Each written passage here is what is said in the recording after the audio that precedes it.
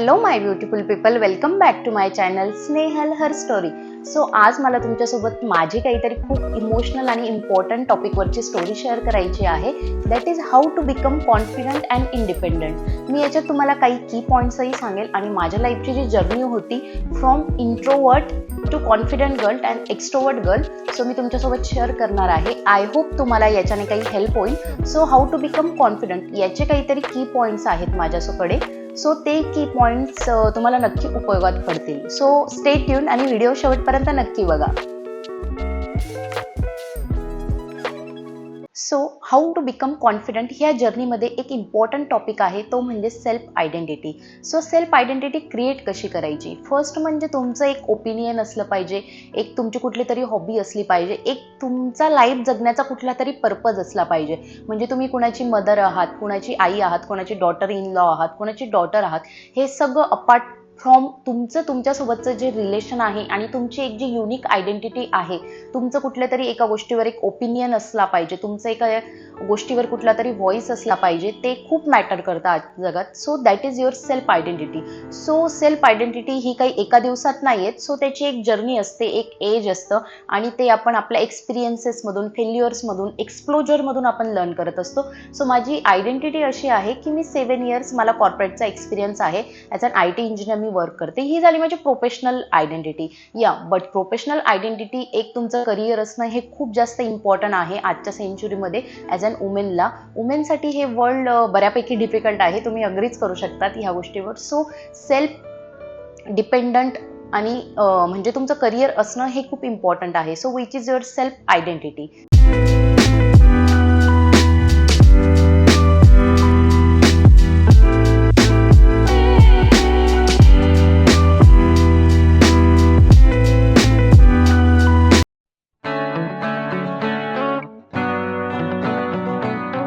Stop begging and expecting from others people. बरोबर.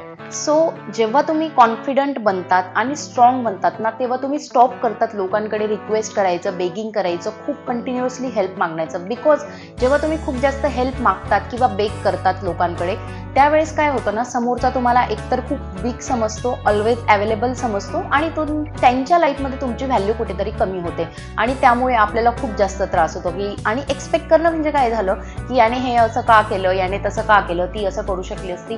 Try to understand. प्रत्येक person हा different असतो, त्याचे व्ह्यूज वर्ल्डमध्ये डिफरंट असतात, त्याच्या करण्याच्या गोष्टी डिफरंट असतात. प्रत्येक गोष्ट तुमच्या मनाप्रमाणे होऊ शकत नाही.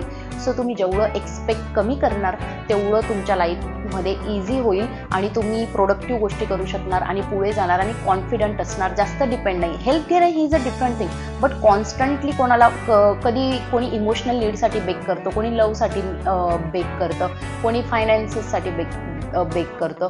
सो त्या रिलेशनची एक डिपेंडन्सी घडून जाते त्या other पर्सनवर.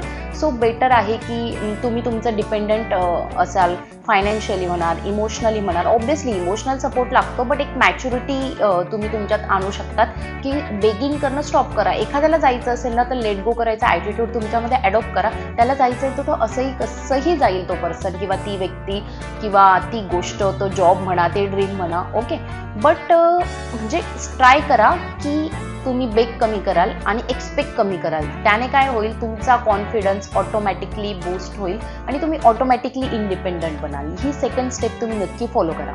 Dive in with me to the deep of the orange burn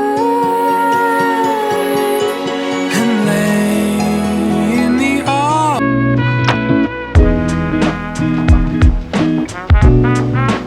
so how to become confident ह्या जर्नीमध्ये आहे तुमचा थर्ड पॉईंट आहे career build and financial independence. So आपण बोलूयात आधी करिअर बिल्डवर. प्रत्येक मुलीचा लाईफमध्ये एक पर्पज असला पाहिजे, तिने तिचं करिअर बिल्ड केलं असेल, करायला पाहिजे. तुम्हाला ज्याही हॉबीज असतील त्या तुम्ही परस्यू करा किंवा त्यात तुम्ही करिअर कंटिन्युअसली करा. अप्स अँड डाऊन्स खूप येत असतात. माझ्या लाईफचा तुम्हाला एक एक्सपिरियन्स सांगते. मी जेव्हा 10वी नंतर मी डिप्लोमा केलेला कम्प्युटर सायन्समध्ये आणि त्यानंतर इंजिनिअरिंग मी IT क्षेत्रात केलेली, IT engineering. So me first इयरला 10वी नंतर गावाकडून डिरेक्टली मी त्या युनिव्हर्सिटीला गेली डिप्लोमाला. सो पॉलिटेक्निक केलं आहे मी फर्स्ट इयर. सो तिथे काय झालं ना, फर्स्ट इयर मी हॉस्टेलमध्ये गेली, घरून डिरेक्टली गेली. सो मला तिथलं एन्व्हायरमेंट सूट नाही झालं. स्वतः प्रत्येक गोष्ट स्वतःच्या हाताने करायची, सगळं डिपेंडन्सी घालवली आणि इंडिपेंडंट जाण्याच्या जर्नीवर निघाली. सो माझा फर्स्ट इयर फेल झालेली मी literally guys. So first year मला ड्रॉप झाला, इयर ड्रॉप झालेला. सो मी खूप शॉक झाली. मला वाटलं मी पुढे इंजिनिअरिंग नाही करू शकत किंवा पुढचं करिअर नाही करू शकत, लोक काय बोलतील. पॅरेंट्स पण म्हटले की तुझ्याकडनं होईल का, बट मी जिद्द नाही सोडली. मी परत स्टडी करायला लागली आणि त्यानंतर मी जे गेली ना guys, I can't tell you की वर्ड्समध्ये, की खूप छान असं माझं जर्नी आहे. त्याच्यानंतर मी ग्रॅज्युएशन कंप्लीट केलं, माझं इंजिनिअरिंग कंप्लीट केली आणि त्यानंतर मला 7 इयर्स झाले ॲज यू नो जॉब करून. सो या, एक फेल्युअर तुमचं करिअर डिसाईड नाही करत, तुमच्या कॅपेबिलिटीज डिसाईड नाही करत. आणि सेकंड पॉईंट माझा म्हणजे फायनान्शियली इंडिपेंडंट. आजच्या काळात फायनान्शियली इंडिपेंडन्स खूप महत्त्वाचा आहे. तुम्हाला काही घ्यायचं असेल तर तुम्हाला हस्बंडकडून पैसे मागावं लागतात, तुमच्या डॅडकडून पैसे मागावं लागतात, कोणाकडूनही, फॅमिली मेंबर्स म्हणा. एवढं डिपेंडंट राहणं ना गाईज, लिटरली सांगते की नाही चांगलं. एक तुमचा सेपर साईड, एक तुमची पर्सनल सेव्हिंग असली पाहिजे. तुम्ही वर्किंग पण असाल, तुम्ही घरात कॉन्ट्रीब्यूट करत असणार. मी माझ्या घरात इक्वली कॉन्ट्रीब्यूट करते माझ्या हस्बंडला किंवा माझ्या फॅमिली मेंबर्सला. बट द थिंग इज ना की एक तुमचं पर्सनल अकाउंट असलं पाहिजे. तुमची पर्सनल टायमिंग असतो, पर्सनल एक्सपेन्सेस असतात, पर्सनल थिंग्स तुम्हाला ज्या हॅपी करतात त्यावर तुम्ही स्पेंड करू शकता किंवा तुमच्या एक सेफ्टीसाठी लाईफमध्ये काही तुम्हाला इमर्जन्सी आली. सो फायनान्शियल इंडिपेंडन्स तुम्हाला खूप जास्त कॉन्फिडंट देतं, बोलण्याचा, चालण्याचा, तुमचा प्रत्येक गोष्टीचा वे असतो. तुमची जी पर्सनॅलिटी असते ना ती खूप छान प्रकारे चेंज होते आणि इव्हॉल्व होऊन निघते. सो या, फायनान्शियल इंडिपेंडन्स आणि करिअर बिल्ड सगळ्यात स्ट्रॉंगेस्ट पॉईंट आहे. How to become confident and independent.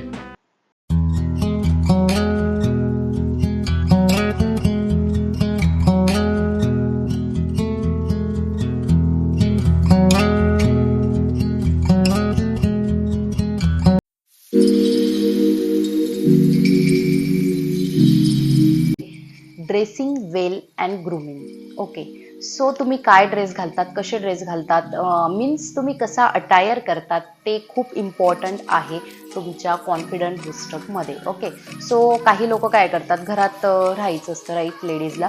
So ते काय करतात की ठीक आहे, मी हाच ड्रेस घालते, हे नको घेऊयात, हा खर्च टाळूयात आपण. मी म्हणत नाही आहे तुम्हाला तुम्ही एक्सेसिव्ह शॉपिंग करा, बट ग्रूमिंग वेलमध्ये काय येतं की तुम्ही स्वतःला ग्रूम ठेवा. खूप मेकअप नका करू, बट अगदी दिवसातनं मस्त छान सकाळी सकाळी फ्रेश अंघोळ करा, छान तुम्ही तुमचं स्किन केअर करा. ओके, त्यानंतर तुम्ही हेअर कट करू शकतात, प्रॉपर हेअर केअर करा, ऑइलिंग करा, म्हणजे तुमची एक हायजीन बेसिक मेंटेन करा. प्लस तुम्ही स्वच्छ धुतलेले काहीतरी न्यू छान कपडे घाला, जेणेकरून काही लोक दिवसभर नाईट ड्रेसमध्येच राहतात. So avoid that. काहीतरी छान ड्रेस घालून तुम्ही घरात काहीतरी प्रोडक्टिव्ह कामं करा. ऑटोमॅटिकली तुमचं ग्रूमिंग एक्सप्लोर झालं तर तुमचा डे ऑलरेडी तसा पण प्रोडक्टिव्ह बनतो. प्रोडक्टिव्ह बनला म्हणजे ऑटोमॅटिकली तुमचा कॉन्फिडन्स बूस्ट होतो. सो खूप इम्पॉर्टंट आहे की तुम्ही ड्रेस वेल आणि ग्रूमिंग खूप जास्त इम्पॉर्टंट आहे. त्याने काय होतं, तुमची पर्सनॅलिटी डेव्हलप होते. पर्सनॅलिटी डेव्हलप म्हणजे तुम्ही चांगलं घालतात ना, सो ऑटोमॅटिक तुम्हाला वाटतं की मी फिट राहायला पाहिजे, हा ड्रेस मला छान दिसतोय, हे छान दिसतं, मी याच्यात असं वाटतंय मला. सो तुम्ही ड्रेस वेल केला, फिट दिसलात, त्यानंतर ऑटोमॅटिकली तुमचा बोलण्यामध्ये चेंज होतो. सो तुमचा ॲक्सेंट डेव्हलप होतो, बोलण्याची पद्धत बदलते, तर ऑटोमॅटिकली तुमची पर्सनॅलिटी डेव्हलप होते आणि पर्सनॅलिटी डेव्हलप झाल्यावर ऑटोमॅटिकली तुमच्यात कॉन्फिडन्स गेन होतो आणि तुम्ही इंडिपेंडंट होता. It is the key secret of gaining the confidence. Trust me.